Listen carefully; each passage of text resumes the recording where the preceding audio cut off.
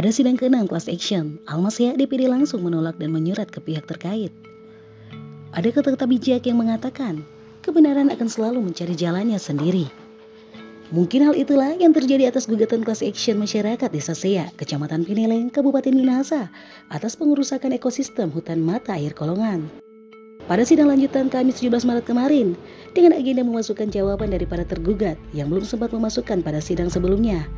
Menariknya, pada agenda tersebut turut tergugat dua yakni Badan Permusyawaratan Desa ketika menyampaikan isi jawaban. Tim media MMC TV mengutip sedikit tentang di mana BPD telah melakukan langkah serta sikap konkret dengan beberapa poin.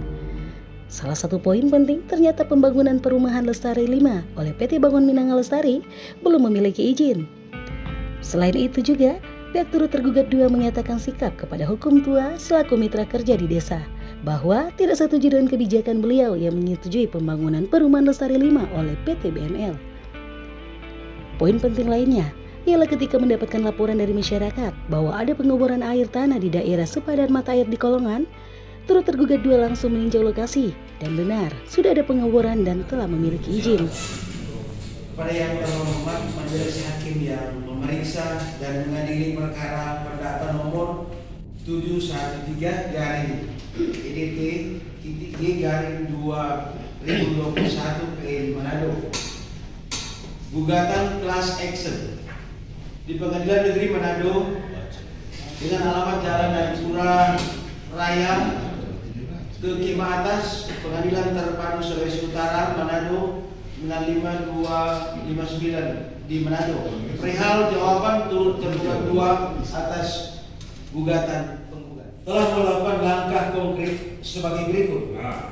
Tanggal 31 Maret 2021, BPD Badan Permusyawaratan Desa memfasilitasi musyawarah antara pemerintah desa, pihak pengembang PT Bangun Minanga Lestari dan masyarakat yang menolak dampak pembangunan perumahan Lestari 5. 2.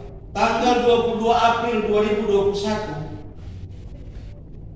saya selaku Ketua Pemimpin Rapat Internal BPD Badan Permusyawaratan Desa Sea dengan adanya pengusuran lahan kawasan lindung hutan untuk pembangunan perumahan Lestari 5. Terlampir dokumen dan notulen rapat. Tanggal 28 April 2021, BPD Badan Permusyawaratan Desa menghadiri dengar pendapat di kantor Dewan Kabupaten Minahasa dan pernyataan sikap kami bersama masyarakat yang menolak. Dokumen terlampir. Tanggal 22 Mei 2021, rapat internal BPD membahas kelanjutan permasalahan di kawasan hutan lindung mata air Kolongan dan disepakati untuk mengklarifikasi langsung ke hukum tua.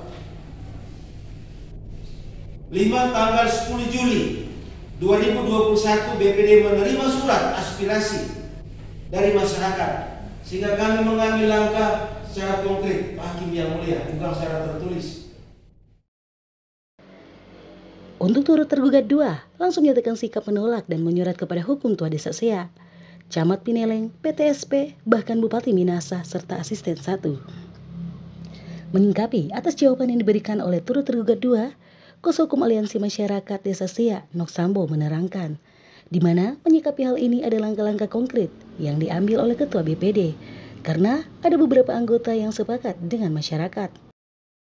Jadi, sebagai penggugat yang diberikan kuasa oleh masyarakat Desa Sea dalam setiap kali sidang yang digelar, sudah semakin jelas arah dan tujuan gugatan kami. Ke depan, proses persidangan berjalan sesuai dengan harapan dan aturan. Jadi, sebagai penggugat yang diberikan kuasa oleh masyarakat Desa Sea dalam setiap kali sidang yang digelar, sudah semakin jelas arah dan tujuan gugatan kami. Ke depan, proses persidangan berjalan sesuai dengan harapan dan aturan. Dan untuk sidang selanjutnya akan dilaksanakan minggu depan tanggal 24 Maret 2022.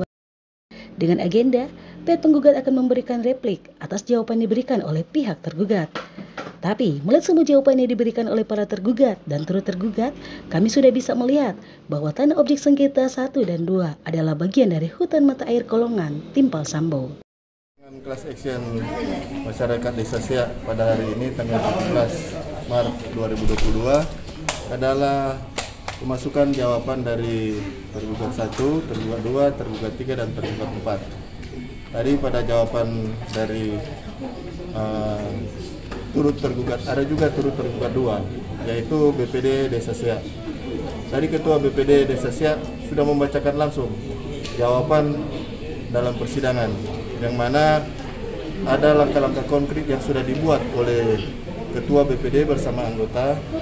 Namun di dalam wadah BPD ada anggota-anggota BPD yang bersama-sama dan sepakat dengan masyarakat Desa Siak, tetapi ada wakil ketua BPD yang berseberangan jalan dengan masyarakat Desa Siak yang tidak menyetujui adanya pembongkaran perombakan hutan mata air Kolongan Desa Siak.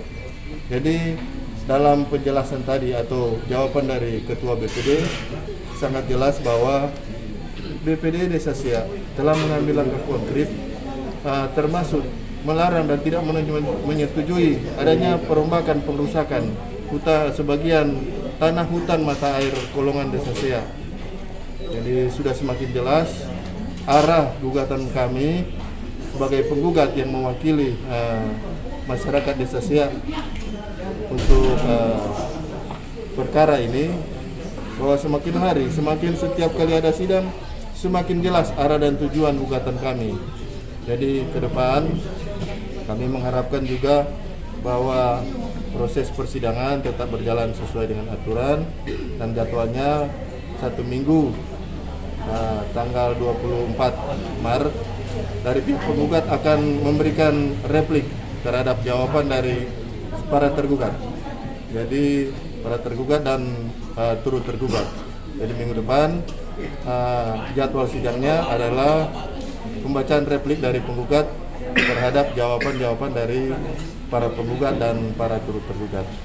Tapi selama kami mencermati isi jawaban-jawaban dari para tergugat dan turut tergugat, sudah bisa lihat, kami bisa tahu jelas bahwasanya tanah objek sengketa 1 dan tanah objek sengketa 2 adalah bagian dari hutan mata air Kolongan Desa Siak.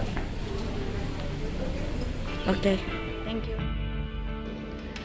Dari Pengadilan Negeri Manado, Francisca Salu mengabarkan untuk MNC TV.